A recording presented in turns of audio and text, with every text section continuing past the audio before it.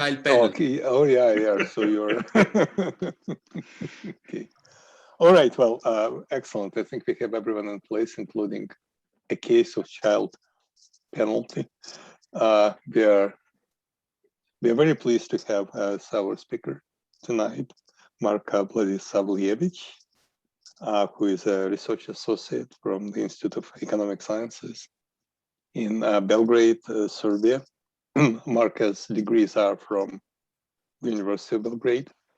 He does labor economics, economic inequality, gender economics, econometrics, and his paper tonight, as Cristiano just illustrated, is about child penalty, although not in Italy, in Russia. And okay, well, so добродошли, Marko. Please, you're welcome. The floor is yours.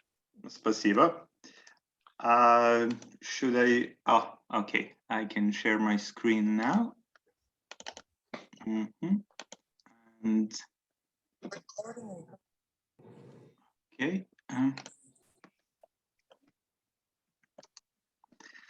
Okay.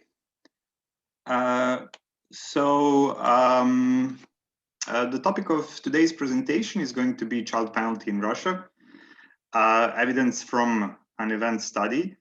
And this is a joint work with another colleague of mine from the Institute of Economic Sciences from Belgrade, Lara Lebedinsky, and also Cristiano Perugini, present here as well. Some of you might ask, why would two researchers from Serbia and one from Italy research child penalty in Russia? The story goes more or less like this. My colleague Lara and I were discussing child penalty in some papers that I will present also here. And we thought it would be interesting to do something like an event study for another country that has longitudinal data. And then we talked to Cristiano, with who we have a long-term cooperation, I would say now. And then he suggested that Russia has this brilliant database, Russian Longitudinal Monitoring Survey, which could be explored to see if there is, let's say, enough observations so that we can perform some sort of a study that would be similar to the ones that were already conducted. So that's just like a little bit of a background on the story. So what is a child penalty? Child penalty is considered to be one of the key drivers of gender inequalities in general. And the child penalty is a phenomenon that after the birth of a child, mother actually suffers long-lasting employment, hours worked, and wage penalties, and also penalties in, let's say, in career opportunities or opportunities to move forward. One method that has been recently used extensively to study the child penalty are so-called event studies. So it's a quasi-experimental approach, which requires, as I already mentioned, longitudinal data. Some of the first studies of this kind were done for the US in already 10 years ago, then Sweden, and then most recently and most influentially, two studies by Cleven in 2009. What actually Cleven studies are earnings penalty around the year of the birth of the child for mothers and fathers. And then these earnings penalties are disaggregated to employment, hours, and hourly wage penalty. So what actually Cleven did can be viewed in this way. So practically, this first graph here represents the overall earnings penalty on monthly level, and he monitors what's happened, what is happening a couple of years before the birth of the child with the labor market outcomes or the earnings of mothers and fathers, and then what happens after the birth. So he is looking he and his associates are looking what's going on with earnings in this period, of course, controlling for other relevant characteristics on the labor market. And as you can see, what he finds is that for women, like after the birth, they suffer earning penalties of around 30%, and that in the long term, they remain as high as about 20%, while the same cannot be found for men. Then this earning penalty is disaggregated into three components. So first one is related to the participation rates, what happens with participation rates. Then here are the working hours or hours worked per week, and then hourly wage rates. And for Denmark, as you can see, there is evidence that all of these components are statistically significant. As I mentioned, this is his highly cited paper published in American Economic Journal, Applied Economics, in 2019. In his other paper, which is also very interesting, he studies, practically uses the same methodology to perform studies in 2 Scandinavian, 2 German-speaking countries, and 2 English-speaking countries. And what he finds are actually remarkable child penalties in all the countries, but the magnitudes are actually different in Scandinavian countries. They're smaller than in German-speaking countries, and they're larger in the US and the UK. Also, the structure is a little bit different, as Scandinavian countries actually are mainly driven by intensive margin and wage rates penalties, while in the US and UK, the extensive margin is actually, or the difference in participation rates is the key driver of penalties. And also some descriptive evidence suggests that more conservative gender norms and views might be good candidates to explain the variability of child penalties across countries. And this is where we actually come in. So basically, we sought to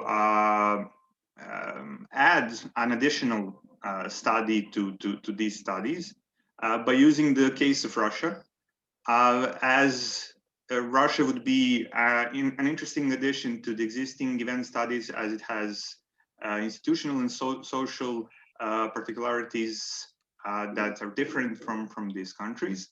And current evidence for Russia, at least as much as we could find, are cross-sectional. So this is an additional thing. And additionally, we investigate factors behind the penalty, particularly household characteristics and social cultural background. So in the remaining part of the presentation, I'm going to talk a little bit more about child penalty. Then I'm going to talk about Russia, institutional settings, social norms, and previous research. And since we are not researchers from Russia, we would very much appreciate if you have any comments, either pointing us to additional references or just stating how things are on the ground that we can further use maybe to improve our paper. Then I'm going to talk about data then baseline model and results. Then we're going to talk about individual and household heterogeneity, and finally to conclude. Regarding child penalty, so the child penalty, there is an extensive evidence that it's present in the labor supply, both in participation and hours. In working hours, and these effects are actually present even after accounting for the effects of endogeneity, or fertility, or adverse selection. The situation is more or less there, let's say, clear, or the path to these penalties are more or less clear. So since women have more responsibilities at home, when the child comes, they need to withdraw from the labor force or to decrease their working hours, and that's basically the main mechanism how this works. For wages, the situation is a little bit more complicated, actually. So factors behind previous research suggests that factors behind wage penalty actually include job interruptions, losses in job experience, then coping with long hours and travel, and also inflexible work schedules, which leads to the fact that women choose jobs that are family friendly or are less competitive for higher paying jobs. And because of this, they start falling behind in wages behind men. Factors which can shape the child penalty. So previous research has underlined the role of age, education, and occupation. But household characteristics actually have been less explored. And this is interesting because one can imagine that the dynamics of the household and the relationship between husband and the wife can significantly impact how women are going to proceed when their employment and is concerned. Some research found that if the spouse has lower earnings, this would result in a modest and temporary penalty. And also Cleven in his studies found that the higher gender gap in employment between mothers' parents actually affects the probability of returning back to work for women. So these are, let's say, micro level factors. From the macro perspective, of course, policy and labor market, general labor market environment are very important. From the perspective of parental leave, it has been found that it has a positive impact on job security if the leave is paid and if it's the appropriate length. So if the length is too short, then the mother has to go back to work earlier and then struggles to cope with the responsibilities at home and at work. But if parental leave is too long, then the mother can start losing the labor market skills in this process, and then that can have a negative effect. Additionally, what's important are the availability of formal childcare institutions. Not only their availability, but also where these childcare facilities are, and also opening hours, for example. And this factor is much more important if the part-time employment options are limited. And what has been also found that asymmetries in the parental leave and childcare are actually still present in practically all societies, regardless of the fact that some societies are actually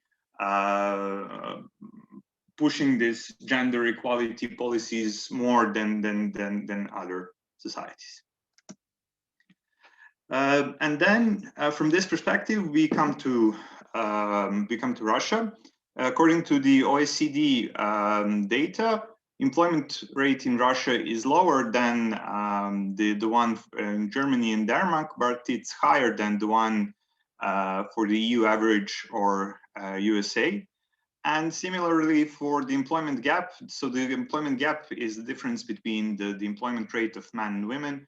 It's higher in Russia than in Germany and Denmark, but it's lower than in the EU or average or the USA. So this is where, let's say, Russia is in this map. And regarding the gender pay gap, the adjusted gender pay gap, according to one of the studies, and this is more or less is something that has been found, is about 25%. And this is something similar to and unadjusted is around maybe 30%. And this is something similar to what we find in the data that we use as well. Yeah, I forgot to mention that our paper is currently published as is a working paper, so you can find it online if you're interested to read it fully. I probably, although I have 40 minutes, I'll probably not mention everything that's in that paper. So I mentioned that Russia is an interesting case study from the perspective of institutions and social norms. What we have found in the literature that in Russia there is a low availability of part-time jobs, and combined with insufficient places for kindergarten, this results in relatively low employment rates for mothers with young children. Of course, in these situations, as for example is also the case in Serbia, informal childcare frequently kicks in, so the grandparents actually take part of the responsibility for taking care of children. Regarding the parental policies, there is a relatively long leave, which is about 90 weeks. So this is the information that we found, and it's this is longer than the average for OECD in EU countries, but after 20 weeks, the compensation is only 40% for the parental leave, and this is lower than the OECD average. So this is another thing. And there were extensive reforms of family policies in 2007. The goal was to raise fertility, but it had implications on, let's say, child penalty, as it increased the benefits, particularly for the second and higher order births. Russia is often regarded as gender conservative environment. Previous research have stressed that there is an unequal household labor division, and that these kind of structures are actually intergenerationally transmitted from parents to their children. And previous studies from cross-sectional evidence suggest actually inexistent or small motherhood wage penalties, which, if you remember from a previous slide where we suggested that there is a gender pay gap or gender wage gap between men and women, suggests that child penalty is not something which is responsible for this, unlike in other countries. So the gap that exists, at least from cross-sectional evidence, cannot be in wages cannot be explained in this way. As I mentioned a couple of times, maybe so far, we are using Russian Longitudinal Monitoring Survey for this research from 1994 to 2019. This data has been used extensively to analyze wages and gender inequalities in Russia. We use a similar strategy as the one applied by Clevan and his associates. So we study penalties in overall earnings, and then distinguish three components, which is employment hours and hourly wage penalties. And hourly hours and wage penalties are actually conditional then on employment. For the time period that we are able to monitor, so we are able to monitor 3 years before and 5 years after the birth. And this time dimension takes the value from -3 to 5, with the year of birth being 0. Why we opted for -3 and +5? So this is a kind of a trade-off, because if we choose data like this, we end up with a sample of 620 mothers and 442 fathers. This is the total number of observations that we have. And if we want to extend this time period, then obviously we will end up losing some of the subjects and end up with lower number of observations. If we want more observations, then we will need to have a shorter time period, and this is something where we opted to have, and this in this research, so to take 3 years before and 5 years after the birth. Mothers and fathers definition is based on the family relationship identifiers for a child aged 0 years. The baseline model looks like this. At the first view, it might be might look very simple. On the left-hand side, of course, there are outcomes, so earnings and then employment, hours worked, and hourly wage. This first part actually presents event time dummies. So these are these dots that actually Clavin has in his paper, and they actually present the estimates of the motherhood penalty in each year. We actually compare all the changes with respect to J-2, which we take as a stable period before the birth. One would ask, why don't you take -1? It's because some initial estimates that we did actually suggested that -1 also has some penalties, as we will show in the results in a minute. This is probably because of some pregnancy leave, if there is something similar, or just preparations. Women just go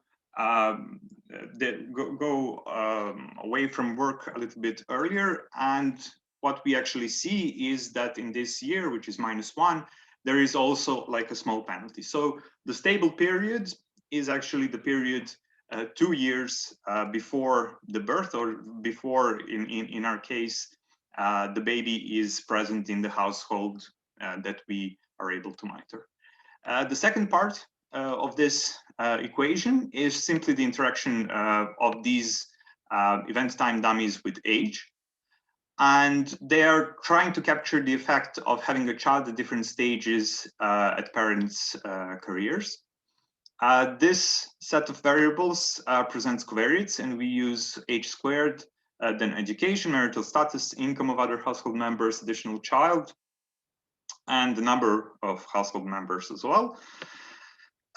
In order to account for the effects of economic cycle, we use the lagged average 2-year GDP growth rate, and we use a dummy variable to account for major changes in family policies.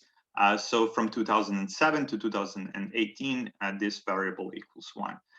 For hours and wages, since they're conditional on employment, we are able to have additional controls, such as rising position, sector of ownership, employment status, and selection into employment, which has been performed in a sort of a Heckman style.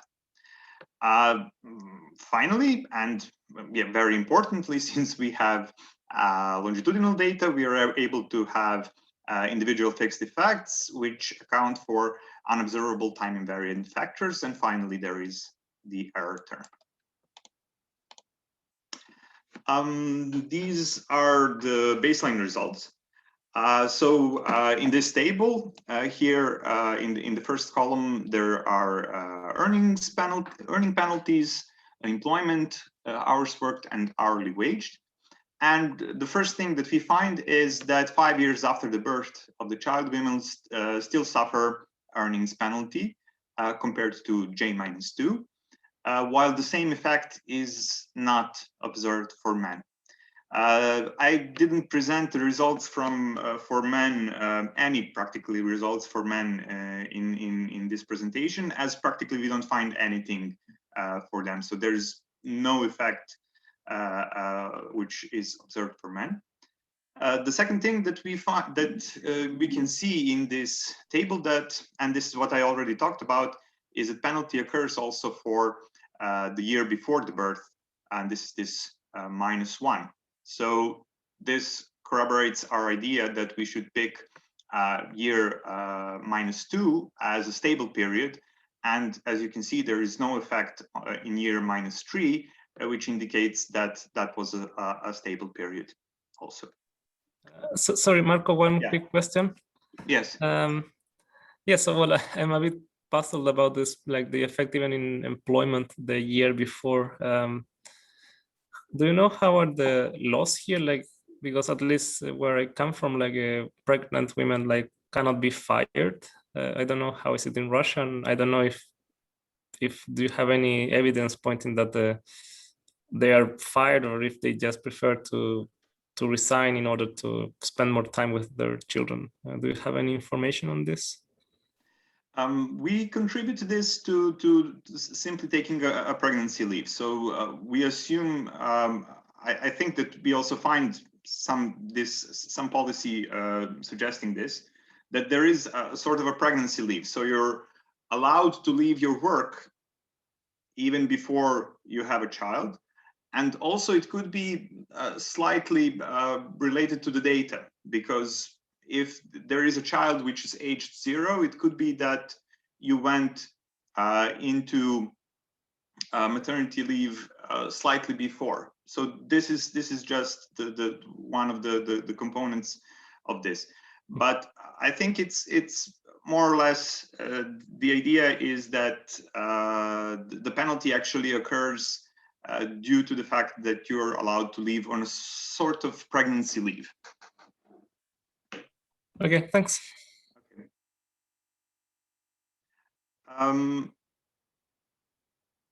Yeah. Another thing, or the third conclusion from this table is that actually the earning penalty when disaggregated into these 3 components actually results from employment penalty, while hours worked and hourly wage penalties remain insignificant. And this is a sharp contrast with studies for other countries. So, for example, for hourly wage, it's not really also the sample size, as some of these coefficients are more or less positive. But the idea is that we actually do not find penalty in terms of working hours or hourly wage. Next, we separate this analysis for employment penalty for first and then for additional children. So the difference here is the following. So when we observe persons or households in the database, some of them already have children before they have started to participate in this survey. So we are able to catch this information, and therefore we are able to separate those who, for whom the child that we are monitoring is their first child, and then we separate them from those who have additional children. And we do this because this enables us to compare our results more directly to the previous event studies, as they typically take only the first child. By the way, these studies actually are based on much larger sample sizes, as they are typically performed on census data. And this is maybe the biggest difference between their model and our model.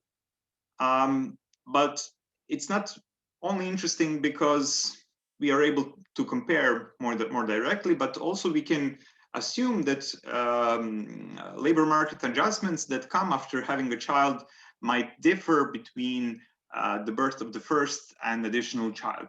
When you have a first child, then you're inexperienced, you probably need more time to adjust, you are picking up some experience, and then when you have an additional child, you probably know that maybe you will need less time for something and so on. So you're probably, let's say, more relaxed, or you're able to go back to work if you're a woman more quickly.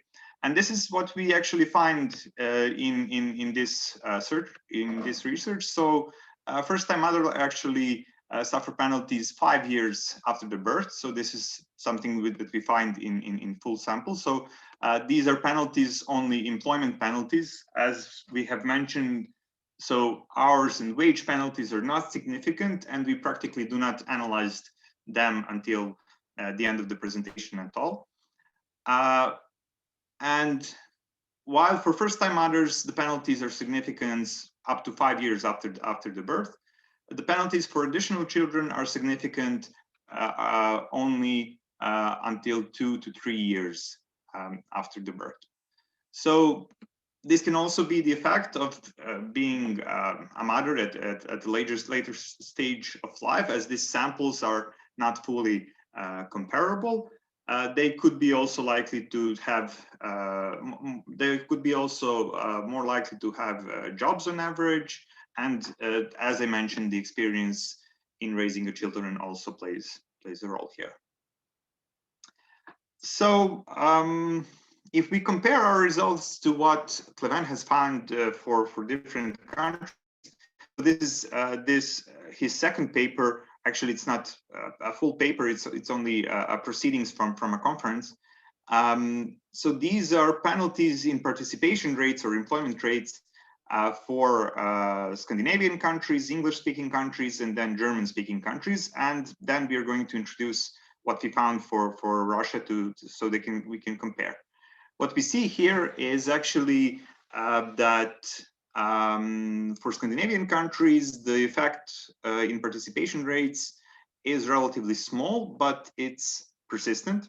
So it's about 13% for Denmark in the long run, in Sweden about 7%.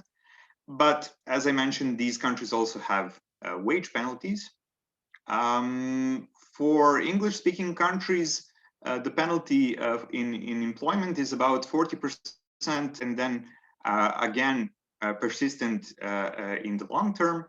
And finally, for German-speaking countries, Austria and Germany, they have a large penalty in the year after the birth, and then this is attenuated with years and remains at about 30%. What we find for Russia, when we separate it for each year, is similar effect. So this is practically this year after the birth, and as you can see, the size of the penalty is something similar to what has been found for Austria and Germany, and similarly to them, the penalty decreases and stabilizes at a lower level than in Austria and Germany, at around 15%.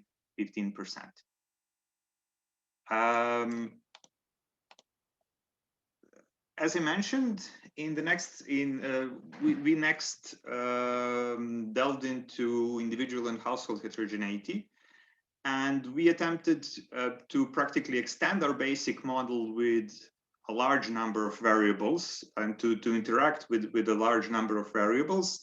Not many of them were significant, and we present here the results of those which are significant.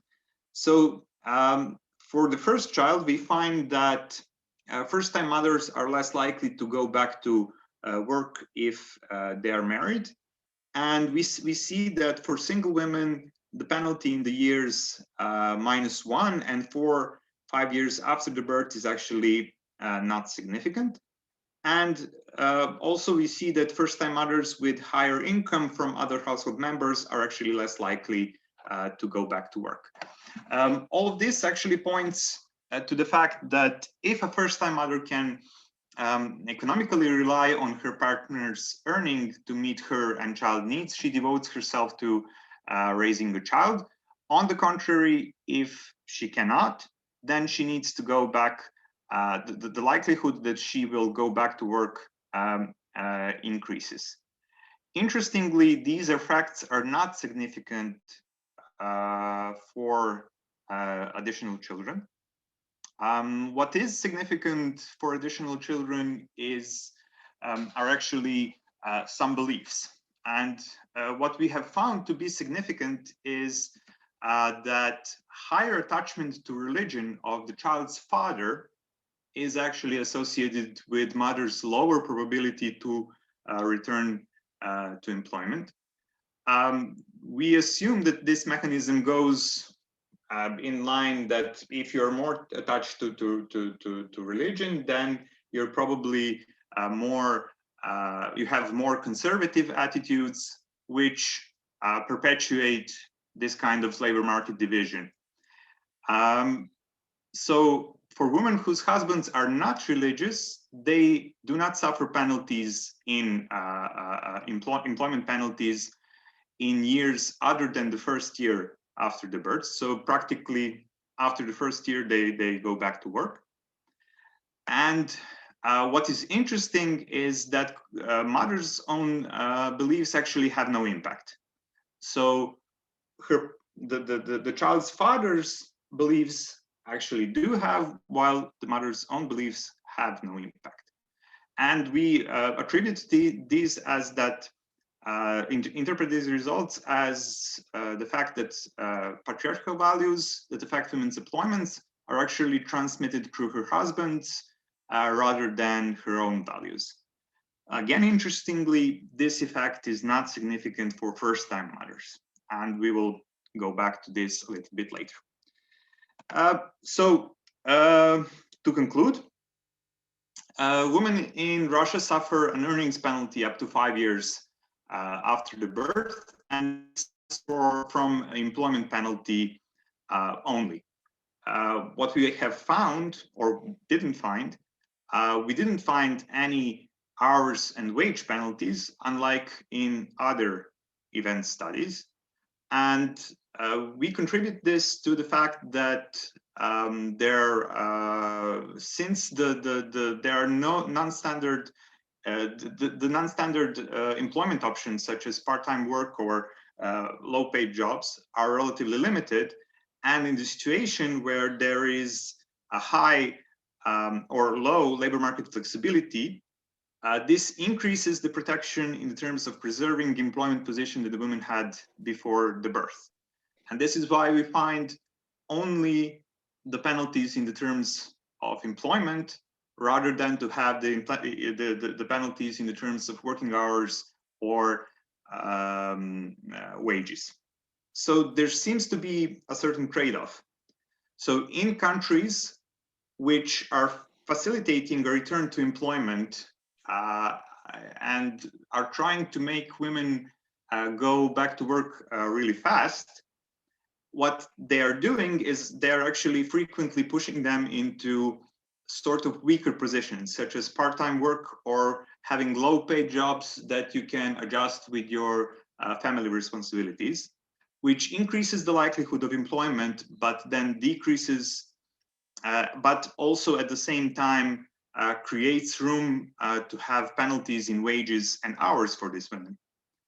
On the other hand, having a lower labor market flexibility actually is maybe at first point having a cost of relatively lower employment, but since there is low flexibility, this will guarantee that actually women are going to go back to the work they had, not suffering the penalties in the terms of wages or hours worked. So this is how we interpret the findings that we find on the differences that we find between Russia and other countries. Then we go a little bit to see what happens within the sample. So as we have seen, first-time mothers actually suffer longer penalties than the mothers that have additional children. This could be due to some adapting skills that you develop after having a first child. Shape and the magnitude of the penalty is most similar to the one in Germany and Austria, although it's plateauing faster and it's much lower in the long term when the penalty levels are concerned. But then again, this result has to be taken in the context of the fact that Austria and Germany actually have higher levels of employment rates for women, which probably enable this long-term gap to be slightly higher. So the comparison here is only descriptive. It's far from being any causal or it's more anecdotal than let's say statistical evidence. Within the household, what we see is that the first-time mothers, if they can economically rely on their partners, then the traditional division of work kicks in. Women stay at home if they have enough money. If they are single or the family has lower levels of income, they go back to work more and they go back to work earlier. What's interesting is then that this dynamic is not important for having an additional child. So, and what's important, it goes a little bit from economic to social sphere, and these are beliefs. So if partners' beliefs are more conservative, then the traditional division of work is further perpetuated. And we can imagine a thing that, for example, a couple had a first child, they sort of settled the who is going to take care of a child, who is going to work, who can go, and so on. So after a while, this kind of money thing is resolved, but then what comes in is the beliefs. For in the case of an additional child, if a father is more conservative, he will influence the mother of a child to stay more frequently at home. If he is more liberal, he will say, okay, I will take the part of responsibilities for a child, and yeah, you should go back to work. This was my presentation. Thank you for your attention. I welcome all the comments, particularly some on institutions that we might have missed, and of course on the interpretation that we have. Thank you. Okay, well, thanks very much, Mark, and that was very interesting and thought-provoking. We have time for questions and comments. Bernarda, I'm sure you'll be the first. So not today. I will today. Okay. give my spot to someone else, Victoria. All right. Okay. Well, that's a change. Anyone else, please? May I ask a question? Sure, please, Victoria. Of course. Marko, thank you for your presentation. And my question is, are the results the same for respondents with any level of education? Did you check education level? Yes, we did. As I mentioned, we first we controlled for education in our main equation.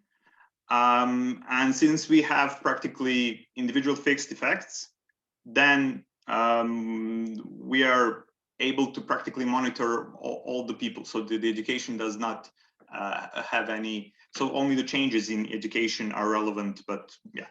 But what then we also introduced in a way that we introduced interaction with marital status and household income, for example. We tried to have interaction with education, and this was not significant. So there are no differences between highly educated people and and lowly educated people. Okay, thank you. All right. Anyone else, please? Marko, can you perhaps explain or speculate the mechanisms of this child penalty? This is something that we've been able to observe statistically very clearly. So the question is why? And explanations vary. One is that during this break, childbearing, maternal leave and whatnot, a woman would lose something which is essential to preserve her employment position. So that objectively puts her at a competitive disadvantage. And as a result, she might need some time to catch up. if at all this is possible, especially if the environment is very dynamic, very rapidly evolving. There is a whole lot of current knowledge that she's missing, or some relations, some social capital that becomes absent. So she's objectively disadvantaged by this break in her employment career. Incidentally, a long time ago, I heard an explanation, probably not empirically sound, that one of the reasons as to why women are less present in sciences as opposed to humanities in academia is that in sciences, the environment, scientific environment is changing very quickly. It's a very rapidly advancing field. And as a result, if you are not staying abreast with the literature for several years, you're left behind and it's very difficult to catch up. Whereas in software disciplines such as social sciences, history, whatnot, it's slower, and as a result, it's easier to come back. So that's one reason. I'm not sure that that has some relevance. But the other explanation, especially in countries such as Russia, not only in Russia, is that having a child, having spent some time out of job, becomes a liability of some sort and becomes a reason for discrimination. There are many other reasons for discrimination, gender discrimination, ethnic, whatnot. So being a mother might be another reason for discrimination. And a mother feels her weakness, feels her vulnerability, and that reduces her salary expectations. She's ready to accept a lower job. So is there any way to see which of these effects are present and to what extent? As I mentioned, these kind of studies are actually interesting because you can see them as following the same persons throughout the years. So what's interesting here is that we do not observe child penalty in wages, for example. So within the same person, this kind of effect is not something which causes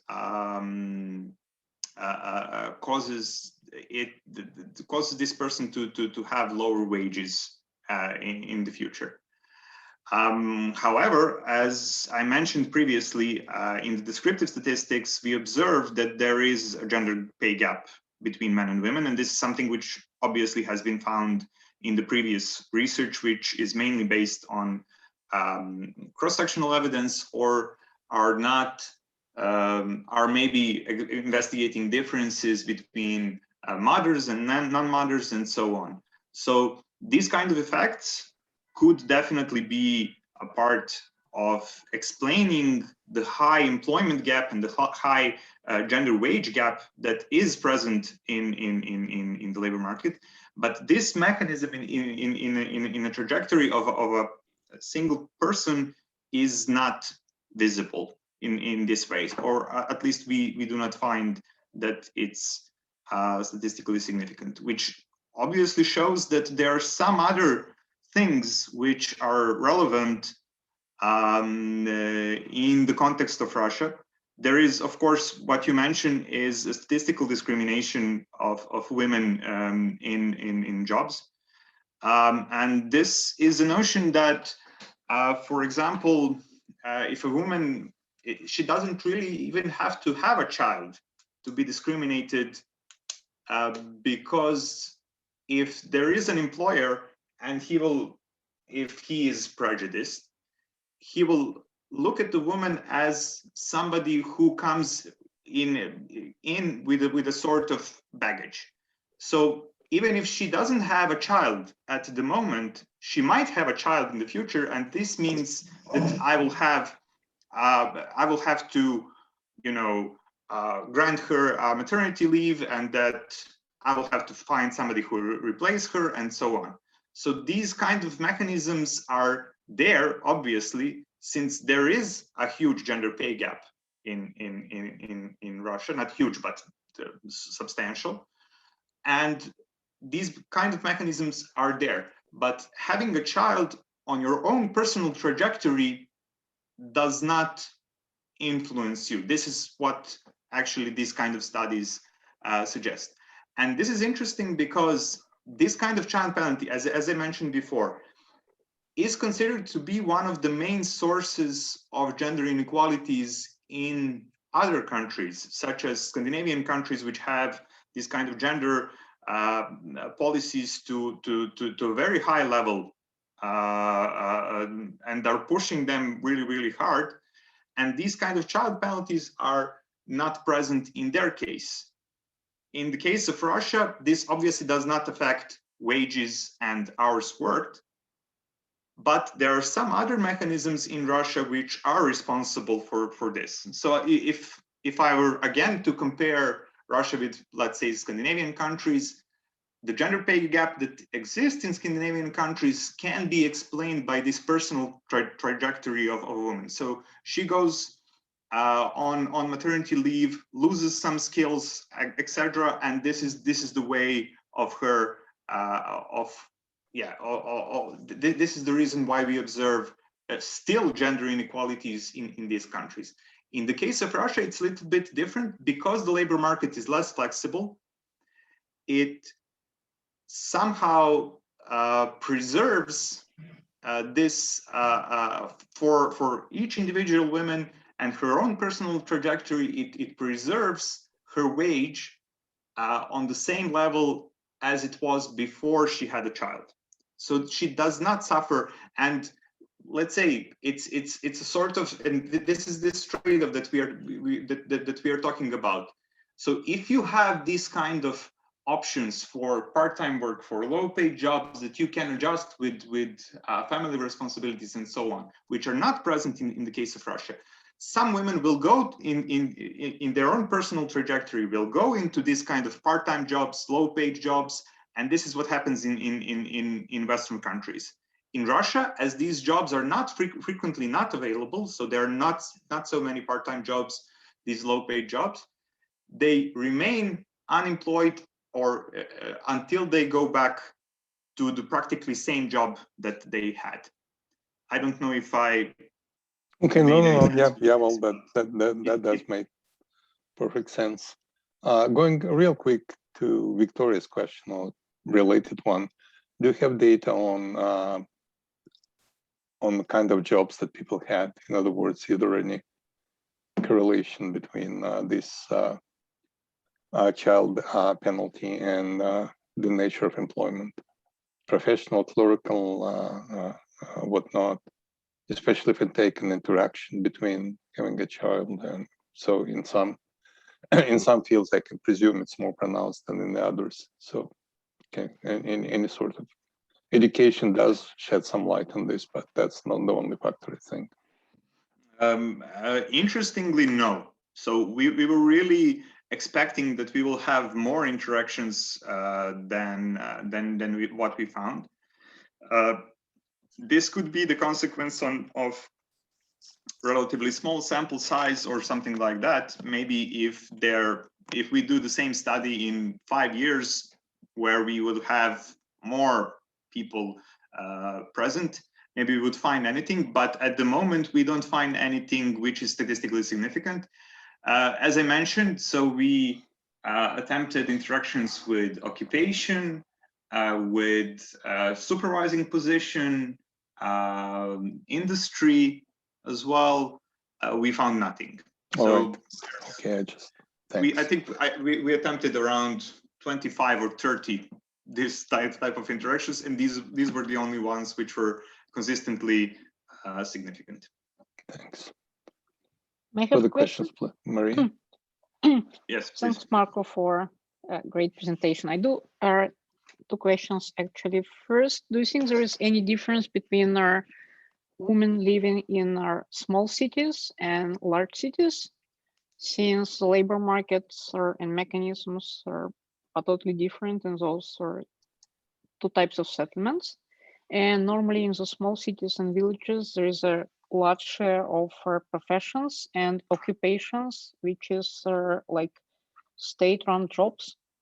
And that's totally different from big opportunities and big challenges in the big cities.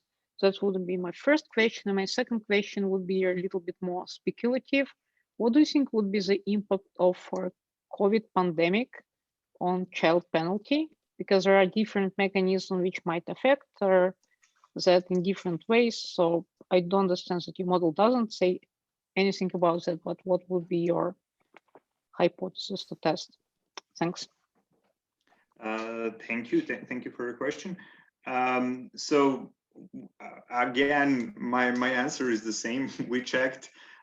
So we attempted a couple of things that were available in the database. So there is a variable on urban-rural differences, on big cities, small cities differences, and so on. Again, we didn't find any evidence on differences between these different contexts. So at the moment, we really don't find anything. Again, I would have to say, so these are practically personal trajectories of people, and these are on average. So it could be that these kind of factors simply do not are not visible in this context. And regarding COVID, oof, that's a different that's a difficult question. I would assume that, yeah, since there are different options, I think, for having maternity leave. So there is an option that you can have a maternity leave for 90 weeks in total, but after 20 weeks, your compensation is reduced to 40% of your wage. So I would say that it could be prolonged more, in a sense, if you're scared for your job.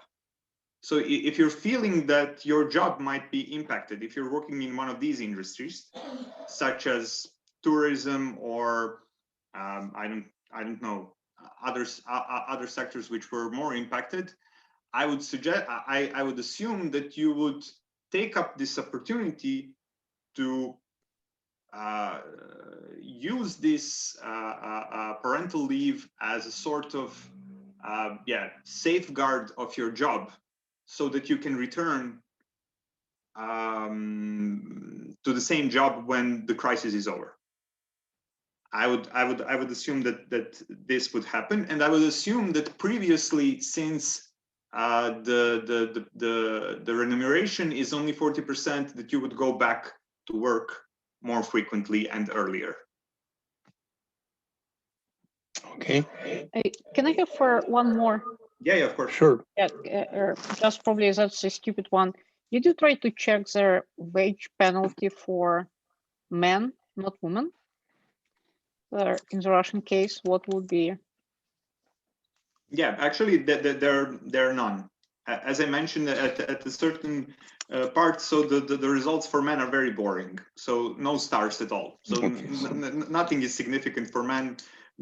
Even these interactions, you know, it's really nothing. This is why we, at a certain point, even in the paper, we stopped presenting results for men, as we practically have nothing. Okay. So it's a pure placebo then, right? Yeah. Okay. All right, no treatment. Any further questions, please? Yes, I have Bernardo, and then Anna, you're next. Oh, please, Anna, go ahead, and then I will. Okay, you're a gentleman. Anna. Sorry, I have several questions, but I will start with those which I think are the most important. So I'm very surprised actually that you have not found the results for men. It's actually surprising, because you have these negative results for females, and most of them are in terms of employment. So we have lower participation rates for females after they give birth to a child. This means that somebody will need to compensate for the loss of the income. I would rather think that men will work more, they have longer hours, or they will change for better paying jobs. So like they don't have zero effects, but rather they will have a positive effect of that when their wife gives a birth to a child. Mm-hmm. I completely agree. In a sense that first, these are not necessarily people from the same couples. So these, at a certain point when we investigate the father's impact on beliefs, then we had to form the data in a way that they are the same. But in this sense, so this could be a little bit foggy, you know. So maybe some of the fathers are there who are single fathers in a way. Maybe they are sort of diluting these results. But yeah, but what I would say as a contrary is, since the labor market is relatively, I would say, well, at least according to what we have read, is relatively inflexible. So it's not really that easy to find additional job. It's not really that easy to, you know, change your job because, you know, you've got a child. There are other possibilities that you saved up before that, knowing that, you know, you will be having a child, that somebody else helps. And this is another way to compensate for what women has earned. That's the first point. And the second point is, if you remember, or yeah, I can show you that there are these graphs in the paper as well. So even in Cleven's studies, he doesn't, there are, you know, no differences in wages. So there are no positive penalties for men for all other countries. So, and I would say that compared to Russia, they have practically penalties which are even higher than the one compared to what we find for Russia. So we were surprised, and we expected that we will find something of a employment penalty or sorry, employment premium or wage premium for men in this case. But again, we didn't find anything. Well, so exactly was my second question, whether you tried to look into some... Can you just... we cannot hear you, Anna. Speak up, please. So there are problems with my mic. And so the question is, have you tried to look into family effects? So how these different types of families are shaped, like family fixed effect. So what are combinations between wives and husbands? The only way that we explored this kind of thing is we had these interactions with fathers' beliefs. So this is the only way we tried this, and as we have shown that there is an impact of father's belief. This would be probably an additional thing to do in future research, to go a little bit more into household dynamics and household and to see what can be found there. But for this research, we didn't do this.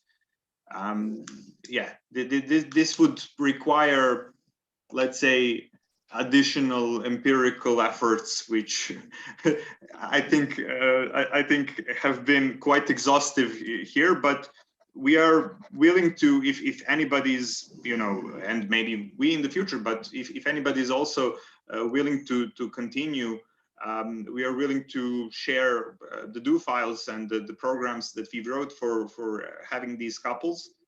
And yeah, and if somebody is interested in pursuing this further, yeah, it's very easy to contact us about this.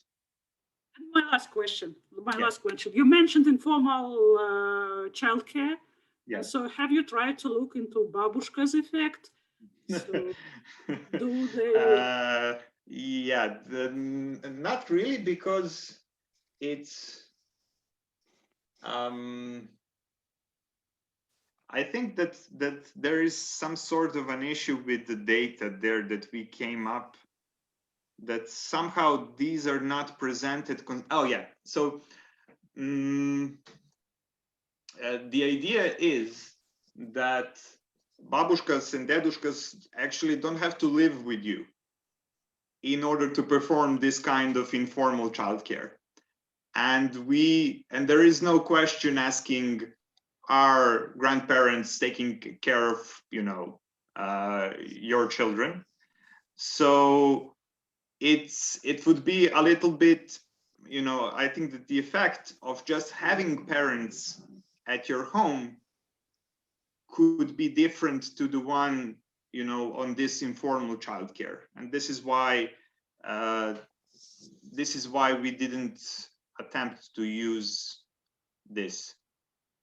But then again, yeah, we can only assume, yeah, we didn't really test for this, as this would not really be something that important from the concept that we had.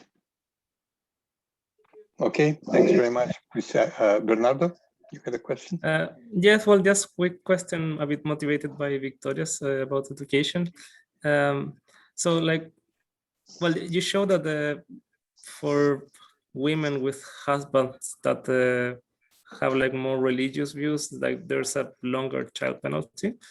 I'm wondering if you could do like a similar analysis, like maybe splitting the sample between like well, first, I'm not sure if you have the data, but I'm wondering like if there's some differences, not by education level, but basically if by the woman being more educated than the husband, or the wife earning more than the husband or less than the husband, like something in these lines. I don't know if you have thought about this, and I don't know if it's feasible to do it. It is feasible, and we have done it, and there is, as I'm going to say for maybe 10th time, that there was no effect, simply. Okay. And we also tried like the age gap, which could be also one of the things and this is also not, this was also not significant. And we actually, so the data are very rich in this sense. We also attempted the education level of a mother and a father, but also the education level of their parents. So okay. This again had no effect, and so on. So it was very difficult. We opted for religiousness as, let's say, a sign of despair in a way, because none of these characteristics which are typically used, that you would say, okay, so education of a parent, or the gap in education between partners, or any of these things was significant. And then we were thinking about, okay, let's find a question that could measure this kind of conservatism, and this actually has done the trick. Okay, thanks. Well, looks like Maria has one more. Yeah, has left us. Maria. Yeah, sorry for the final question. Too many questions, but I still try to have kind of story behind that. And did you try to look on the data related to demand for extra education, so women can get during the pregnancy break, or just afterward, before getting back to the labor market? Since Leonid mentions that when you are sitting at home for a couple of years with a child, you probably need some extra skills, and you might get some education consumed for some period. You probably have this data in RLMS. Did you try to put that into the story? That would be probably interesting, but I would say that is a completely, it would somehow fit, but I think that would be a completely, a different story from the story that we are telling here. We are focusing more on the labor market outcomes in terms of employment and wages. And then this education would be, I think, a completely different strand of literature if we were to focus on education as an outcome. Okay. So I would rather think that, but yeah, it could be that this is visible, but then again, in defense of mothers, I would say that having a child is not. I'm not a parent myself, but I've seen people with children. I think having a child is pretty time consuming, and you don't need any additional activities, especially when children are small. But it would be interesting actually to explore education outcomes as well. You're completely right. Okay, thanks. That is also quite useful. Let me see if there are any further questions and comments in the seminar. And I observed that Marcus co-author Christiana has left. That's a part of his child penalty, I guess. Yeah. Case in point, if there is nothing further, I would like to thank Marko very much for very thought-provoking presentation. Thanks very much for presenting your work here, and we'll look forward to hopefully seeing you again in person at the HSC. Yeah. I really hope to get back. And yeah, I will be in this HSC RLMS conference in 2 days. So as again presenting the same paper, but in a shorter version. But yeah, I guess that as Bernardo explained, this is a little bit of a different audience, and it's I think it's good because here there is more time to explain everything, and it's quite useful. Not only it's even useful for us because it's when you tell a story, then it's completely different and have a time to think about it. So thank you also for inviting me or inviting us. Terrific. Bernardo. Yes, well, thank you, Mark, for accepting the invitation. And well, good luck in your presentation in a couple of days. Yeah, thank you. And well, so next week we have Anastasia Terskaya, who is from the University of Navarra, and she's going to present her paper, The Effects of Unearned Wealth on Marital and Fertility Outcomes. So next Thursday, same time, same place. So yeah, have a good evening, have a good weekend, everyone, and hope to see you next week in our seminar. Thanks very much. Good evening. Thank you. Bye-bye. Bye-bye.